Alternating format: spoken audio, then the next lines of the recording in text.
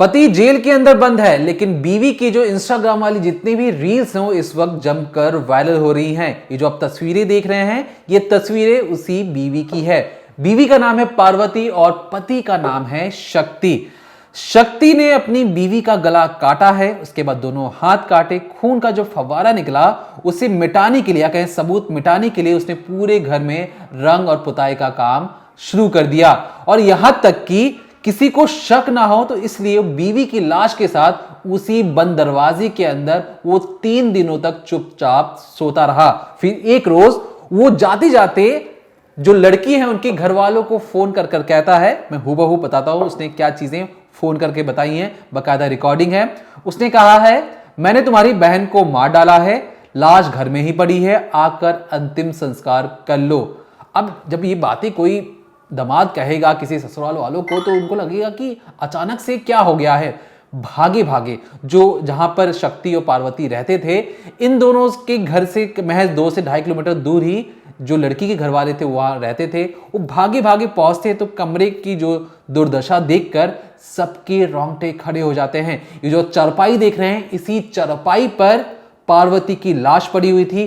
पूरे घर में खून ही खून फैला हुआ था और एक अजीब सी दुर्गंध या कहें बदबू उस घर से भयानक तौर पर आ रही थी। लेकिन घर में कहीं भी जो पति शक्ति है वो नहीं मिल रहा था। इसके बाद जो लड़की की बहन है वो मार्केट भागती है पति को ढूंढने के लिए कि पता लगा जाए शक्ति किस ओर भागा है। वो देखती है शक्ति बहुत तेजी में कहीं की ओर भाग रहा है।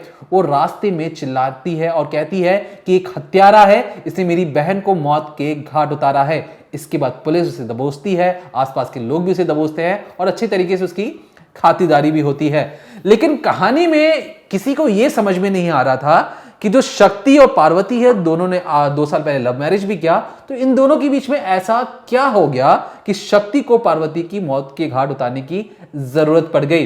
तो इसमें जो सबसे अहम भूमिका निभाई है वो निभाई है शक्ति के घर के बगल में रहने वाले एक फॉर्चून की दुकान चलाने वाले एक शख्स ने बताया कि जिस रोज हत्या हुई, यानी 29 मार्च को जब हत्या हुई, तो उस रोज ये उसकी दुकान पर ब्लेड मांगने के लिए आया था। ब्लेड की कीमत लगभग 2 रुपए के आसपास थी, लेकिन दुकानदार ने उससे 3 रुपए मांगा। अब इस पर जो शक्ति था वो बदक गया, उसे लगा कि तुम 2 रुपए का ब्लेड है, मुझसे 3 रुपए मांग रहे हो।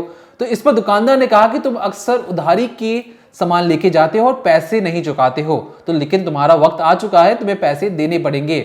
गुस्से में जो शक्ति है, जो पति है, वो 3 रुपए दुकानदार की दुकान में फेंकता है और ब्लेड लेकर चले जाता है। अब जिस तरीके से वो ब्लेड लेकर जा रहा था और जिस तरीके से तमतमाया हुआ था, दुकानदार को शक हुआ कि हो ना हो शक्ति कुछ गलत काम के लिए इस ब्लेड को लेके जा रहा है। लेकिन जब सब कुछ शांत था, किसी को कोई भनक नहीं लग रही थी, तो हर किसी ने अपना जुबान बंद ही रखा। लेकिन 3 दिन बाद जब बॉडी मिली तो सबसे पहला शक पति पर ही गया और दुकानदार ने सबसे पहले पुलिस को बताया कि जनाब, मुझे लगता है कि जो हत्या है वो 3 दिन पहले इसलिए हुई है और मेरी ही दुकान से ब्लेड लेकर शक्ति गया था। अब पुलिस को पहला लीड मिल चुका था कि शक्ति हत्यारा है।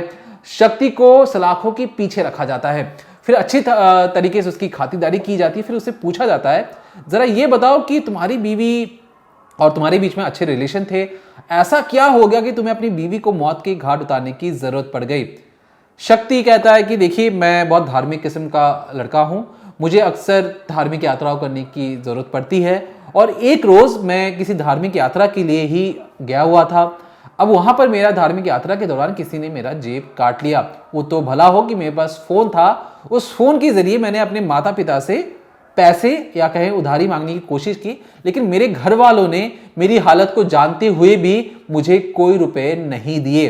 अब इस बात को लेकर मुझे बहुत ज्यादा गुस्सा आ रहा था। मैंने अपनी बीवी को भी फोन करके कहा कि मुझे पैसों की जरूरत है, पैसे मुझे दे दो, लेकिन यात्रा की पूरे दौरान उसे किसी ने भी कोई रुपया नहीं दिया। जब वो तमतमाया हुआ धार्मिक यात्रा से वापस अपने घर लौटा तो उसने अपने घर वालों को बहुत खरी खोटी सुनाई। उसने कहा कि आपका बेटा कहीं बाहर गया है, बेटे के पास पैसे नहीं है, बेटा आपसे पैसे मांग रहा है, तो आपको पैसे देने में क्या हर्ज है। अब ये जो सारी बातें थी, चिल्लम चिल्ली जो हो रही थी, आस पड़ोस के लोग भी सुन रहे थे। अब माँ बाप से झगड़ा करने के बाद ये जो लड़का है या कहें जो शक्ति है, ये अपने बीवी के पास जाता है, बीवी से भी वही बातें करता है कि तुम इंस्टाग्राम पर रील बनाती हो, अलग अलग वीडियोस अपलोड करती हो, तुम्हारे हो सकता है कि दूसरे मर्द से रिश्ते भी हों, लेकिन जब मैंने तुमसे पैसे मांगे तो तुमने पैसे देने से इनकार क्यों किया। अब इस पर जो बीवी का जवाब ये था कि देखो शक्ति, तुम धार्मिक यात्रा पे गए थे, वो बात तो सही है, तुम्हारी जेब कटी, उसके लिए मैं माफी भी मांगती हूं, लेकिन जिस तरीके से तुम आदी बन चुके हो नशा करने की, तुम अक्सर दारू के नशे में रहते हो, अलग अलग टाइप के नशा करते हो, तो पूरे परिवार को लगा कि तुम्हें शायद नशे के लिए पैसे चाहिए होंगे और इसलिए पूरे परिवार ने सहमति जताते हुए पैसे देने से तुम्हें इनकार कर दिया। अब जैसे वो बातें सुनता है, उसको लगता है कि जो घर की जो बहू है वो उसके परिवार वालों को उसके खिलाफ कर रही है। अब यहां पर जो शक्ति को लगा कि उसे अपनी बीवी से बदला लेना पड़ेगा, क्योंकि जिस तरीके से उसने पूरे परिवार को उसके खिलाफ कर दिया है, ये कहीं से भी जायज नहीं है। लेकिन मारे तो मारे कैसे?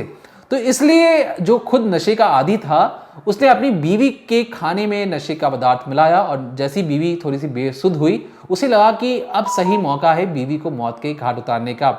इसके लिए वो फॉर्चून की दुकान में जाता है, वहां से ब्लेड खरीदता है और ब्लेड जो खरीदने का जो पूरा वाक्य था, मैंने आपको शुरुआत में बताया कि किस तरीके से फॉर्चून दुकान वाले से उसका झगड़ा होता है महज 2 से 3 रुपए के लिए ही। और फॉर्चून का दुकान वाला तभी कहता है कि मुझे शक है कि हो ना हो यही वो शख्स है जिसने अपनी बीवी को मौत के घाट उतारा होगा।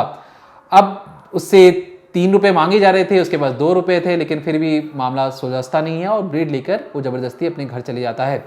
इसके बाद जो बीवी कमरे के अंदर बेसुध पड़ी हुई थी, पार्वती बेसुध पड़ी हुई थी, शक्ति जाकर उसका गला काटता है और उसे लगता है कि शायद अब ये जिंदा नहीं बचेगी। लेकिन बैठे बैठे जब वो अपनी बीवी की लाश को देख रहा होता है, उसे लगता है कि शायद बीवी जिंदा हो जाए किसी भी तरीके से, और जो उसने कुकृत्य किया है ये किसी को भनक लग गई तो अच्छा नहीं होगा। इसके बाद जो शक्ति है वो दोनों हाथों की उसकी जो कलाई की नसें होती हैं उसे काट देता है, इस उम्मीद में कि अगर खुदा ना खास्ता अगर वो जिंदा बच भी गई तो कलाई की नसें काटने के बाद वो जिंदा नहीं बचेगी। इसके बाद वो कमरे के अंदर बैठकर एक टकटकी निगाहों से अपनी बीवी की लाश को देखता रहता है और उसे लगता है कि इस बात की भनक अगर बाहर लग गई तो वो बुरी तरीके से फंस सकता है। सबूत मिटाने के लिए उसने भरसक कोशिश की। उसने यहां तक अपने पूरे घर में, क्योंकि वो पेंटर भी था, घर में दूसरों के घर में पुताई का काम भी करता था, तो कहीं से वो पेंट का जुगाड़ करके लेके आया चुपचाप और खुद ही अपने घर में पुताई का काम कर रहा था। बीवी की जो लाश थी वो उसी जगह पड़ी हुई थी। अभी जो पूरा वाकया है वो पूरा वाकया आगरा से सामने आया है और आगरा में किस तरीके की इस वक्त भयानक गर्मी पड़ रही है, उस भयानक गर्मी में एक लाश का इस तरीके से पड़ा होना कहीं ना कहीं ये बताता था कि जो बदबू वो बाहर फैल रही थी। 3 दिन तक जब वो पुताई कर चुका था, सारे सबूत मिटा चुका था, उसे लगा कि इस लाश को ठिकाने कैसे लगाया जाए, क्योंकि जिस इलाके में वो रहता है बहुत सकड़ी गली है और हर वक्त कोई ना कोई वहां से आता जाता रहता है। अब उसे लगा कि लाश को ठिकाने लगाना उसके बस की तो नहीं है, इसलिए उसने फौरन ही लड़की के घर वालों को फोन करके कहा कि देखो मैंने तुम्हारी जो बहन है, तुम्हारी जो बेटी है, उसे मौत के घाट उतार दिया है, समय रहते इसका अंतिम संस्कार करवा लो, नहीं तो लाश को लेने नहीं आएगा। और खुद मौकाए वारदात से वो भागने की कोशिश कर रहा था, लेकिन लड़की की बहन ने उसे बीच मार्केट में पकड़ा और उसके बाद पुलिस को बताया गया। भीड़ भी वहां पे जुटती है, भीड़ भी उसकी अच्छी तरीके से खातिरदारी करती है, तब जाकर ये पुलिस के हत्थे चढ़ता है और पूरी कहानी बताता है कि किस तरीके से रील के चक्कर में, क्योंकि वो इंस्टाग्राम रील में अक्सर भी अपनी वीडियोस अपलोड किया करती, क्योंकि उसने उसके परिवार वालों को उसके खिलाफ कर दिया था, इन सारी चीजों से इतना ज्यादा गुस्सा हो गया कि उसे लगा कि बीवी को मौत के घाट उतारकर इस कहानी को ही खत्म कर दो। लेकिन फिलहाल के लिए उस सलाखों के पीछे है और उससे अच्छी तरीके से पूछा जा रहा है कि क्या तुम्हारे साथ कोई और शख्स भी इसमें शामिल था या तुमने ही इस लाश को ठिकाने लगाने का कोई अलग प्लान बनाया था। तो फिलहाल की जो शक्ति है वो सलाखों के पीछे है और इस दुनिया को पार्वती छोड़कर जा चुकी है। लेकिन जिस तरीके से जो गुस्सा था शक्ति के अंदर, एक बेतुका गुस्सा जिसका कोई सिर पैर नहीं है, उस गुस्से के लिए उसने एक जान को इस दुनिया से ही रुखसत कर दिया और इस सोच के साथ कि उसे कोई पकड़ नहीं पाएगा, लेकिन समय रहते वो पुलिस के हत्थे भी चढ़ गया।